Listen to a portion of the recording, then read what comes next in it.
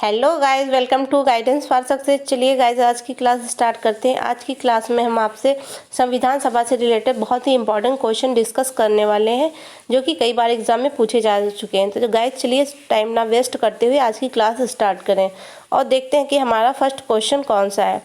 देश के स्वतंत्र होने के पश्चात संविधान सभा की पहली बैठक कब हुई? When was the first meeting of the constituent assembly held after the country became independent? तो इसका आंसर होगा 31 अक्टूबर 1947 को। देश के स्वतंत्र होने के पश्चात संविधान सभा की पहली बैठक 31 अक्टूबर 1947 की हुई। गाइस, संविधान सभा से रिलेटेड और भी कई क्वेश्चन हमारे एग्जाम में पूछे जाते हैं कि जैसे संविधान सभा की पहली बैठक कहाँ हुई थी। तो जो यह बैठक थी यह नई दिल्ली के कॉन्स्टिट्यूशन हॉल में हुई थी। और संविधान सभा का गठन कब हुआ था? तो इसका आंसर होगा ये 1946 को संविधान सभा का गठन हुआ था। और संविधान सभा के निर्माण में समय कितना लगा था? तो 2 वर्ष 11 महीना 16 दिन जो थे ये संविधान सभा के निर्माण में लगे थे। चलिए नेक्स्ट क्वेश्चन देखते हैं। संविधान सभा का अस्थायी अध्यक्ष किसे चुना गया? तो who was elected the temporary president of the constituent assembly? तो इसका आंसर होगा सच्चिदानंद सिन्हा। संविधान सभा के जो स्थायी अध्यक्ष थे वह अस्थायी अध्यक्ष थे वह सच्चिदानंद सिन्हा चुने गए थे। चलिए नेक्स्ट क्वेश्चन देखें। संविधान सभा का स्थायी अध्यक्ष कौन था?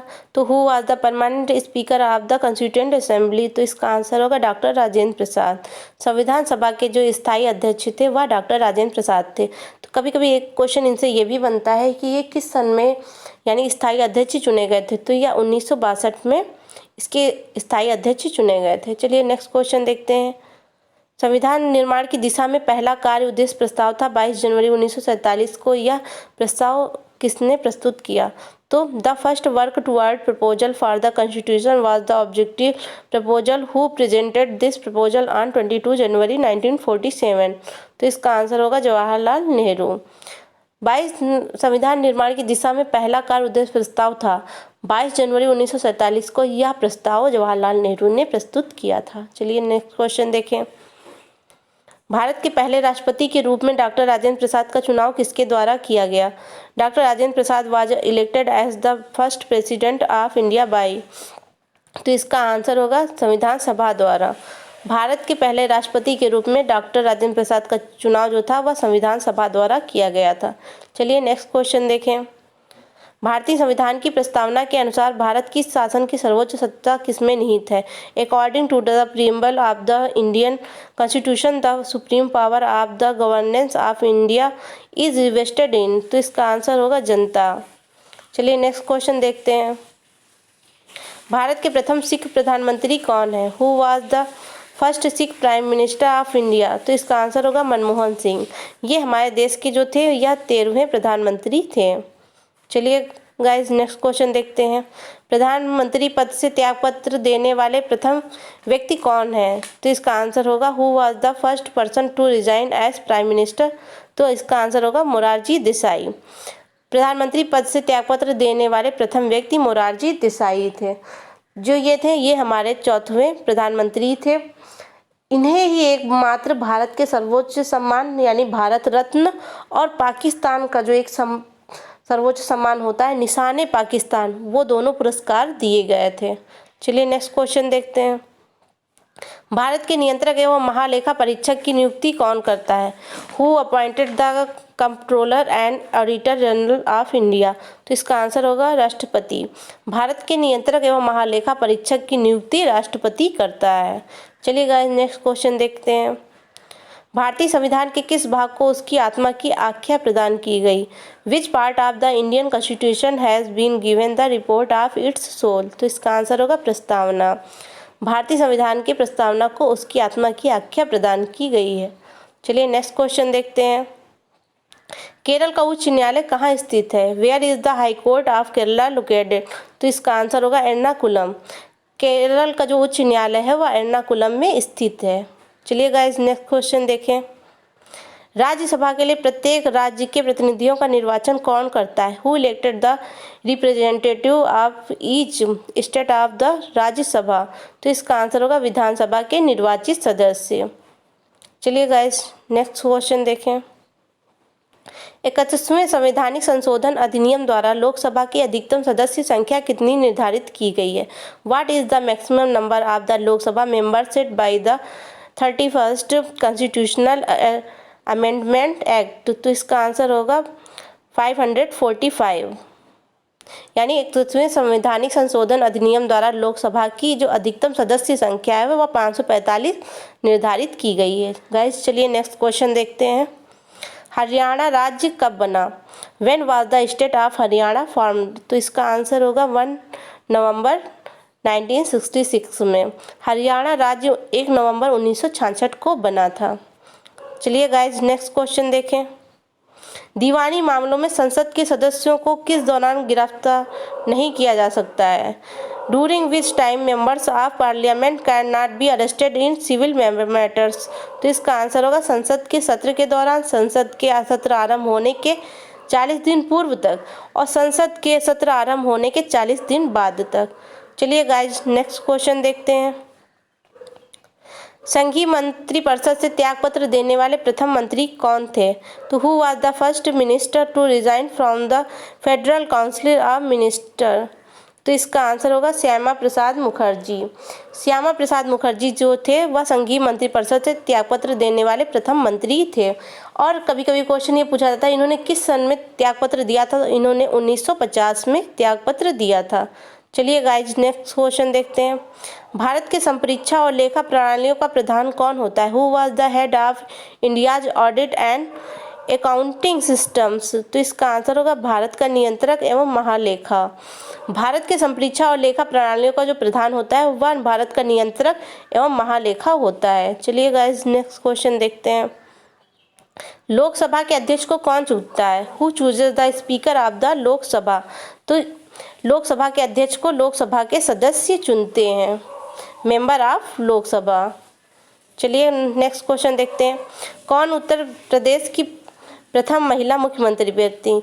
तो यहाँ पे गाइज ये जो मिस प्रिंटिंग है यहाँ पे है भारत की प्रथम महिला प्रधानमंत्री बनी, मुख्यमंत्री बनी। तो who became the first women chief minister of Uttar Pradesh? तो यहाँ पे होगा India.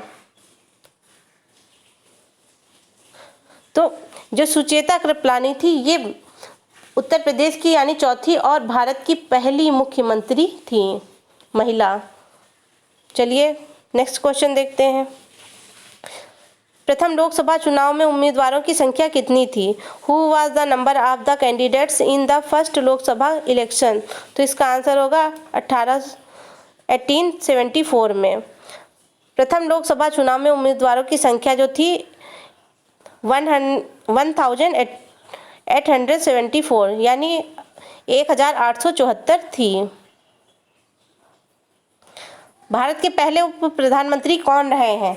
Who has been the first deputy prime minister of India? तो इसका आंसर होगा सरदार वल्लभ भाई पटेल। जो सरदार वल्लभ भाई पटेल थे ये भारत के पहले उप प्रधानमंत्री रहे हैं और इन्हें ही जो थी वह लौह पुरुष की उपाधि दी गई थी।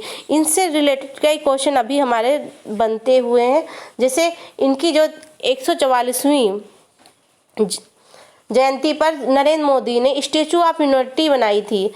जो स्टैचू ऑफ यूनिटी है वह सरदार सरोवर बांध से बनी है। कभी कभी ये क्वेश्चन भी पूछा जाता है। और यह किस नदी पर है? तो यह नर्मदा नदी पर है। और यह किस राज्य में है? तो यह गुजरात राज्य में है स्टैचू ऑफ यूनिटी। और उसके बाद इसकी लंबाई कितनी है? तो कभी कभी लंबाई पूछते तो 182 मीटर इसकी लंबाई है और यह है 597 फुट में। अगर फुट में कभी दिया हुआ है तो आप यहाँ पे फुट में 597 फुट है। चलिए गाइज नेक्स्ट क्वेश्चन देखते हैं। सबसे लंबी अवधि तक एक ही विभाग का कार्यभार संभालने वाले केंद्रीय मंत्री कौन थे? Who was the union minister who held the same department for the longest period? तो इसका आंसर होगा राजकुमारी अमृत कौर। सबसे लंबी अवधि तक एक ही विभाग को संभालने वाली जो थी वह राजकुमारी अमृत कौर थी। इनके पास जो था वह ये जो थी इन्होंने 10 वर्षों तक स्वास्थ्य मंत्री रही थी ये। चलिए नेक्स्ट क्वेश्चन देखते हैं। दादरा एवं नगर हवेली किस न्यायालय के क्षेत्राधिकार में आता है? दादरा एवं Nagar Haveli comes under the jurisdiction of which court, तो इसका आंसर होगा मुंबई उच्च न्यायालय। दादरा एवं नगर हवेली जो था वह मुंबई उच्च कोर्ट के क्षेत्राधिकार में आता है। चलिए गाइस नेक्स्ट क्वेश्चन देखते हैं। मूल संविधान में राज्यों को कितने प्रवर्गों में रखा गया? How many categories of state were placed in the original constitution, तो इसका आंसर होगा 4, यानी मूल संविधान में राज्यों को 4 वर्गों में रखा गया था। चलिए नेक्स्ट क्वेश्चन देखते हैं। लोकसभा की सदस्यता के लिए उम्मीदवार को कितने वर्ष से कम नहीं होना चाहिए? For the membership of Lok Sabha the candidate should not be less than how many years, तो इसका आंसर होगा 25 ईयर, यानी लोकसभा की सदस्यता के लिए उम्मीदवार को 25 वर्ष से कम नहीं होना चाहिए। चलिए गाइस नेक्स्ट क्वेश्चन देखते हैं जो, और इनका आंसर जो है आपको कमेंट में करके देना है कि आपके कितने क्वेश्चन सही हुए हैं। पहला क्वेश्चन है, मूल संविधान में राज्यों को कितने प्रवर्गों में रखा गया? How many categories of state were placed in the original constitution. Next question जो है वो सेकंड कौन सा है? प्रथम लोकसभा चुनाव में उम्मीदवारों की संख्या कितनी थी? What was the number of candidates in the first Lok Sabha election. Third question देखते हैं, संविधान सभा का स्थायी अध्यक्ष कौन था? Who was the permanent speaker of the constituent assembly, तो इसका आंसर आप लोगों को कमेंट बॉक्स में दीजिएगा। तो गाइज आज की क्लास आप लोगों को कैसी लगी प्लीज़ कमेंट करके बताइएगा, और जो हमारे चैनल पर नए हैं जिन्होंने अभी तक चैनल को सब्सक्राइब नहीं किया तो प्लीज़ चैनल को सब्सक्राइब कर लीजिएगा और बेल आइकन जरूर प्रेस कर दीजिए, जिससे कि अगर कोई वीडियो अपलोड होगी तो उसका नोटिफिकेशन आप तो उससे पहले पहुंच जाएगा। तो इस तरह आपकी एक भी क्लास मिस नहीं होंगी, और वीडियो को बहुत लोगों तक शेयर करिएगा। तब चलिए मिलते हैं जनरल नॉलेज की अगली क्लास में, तब तक के लिए बाय बाय।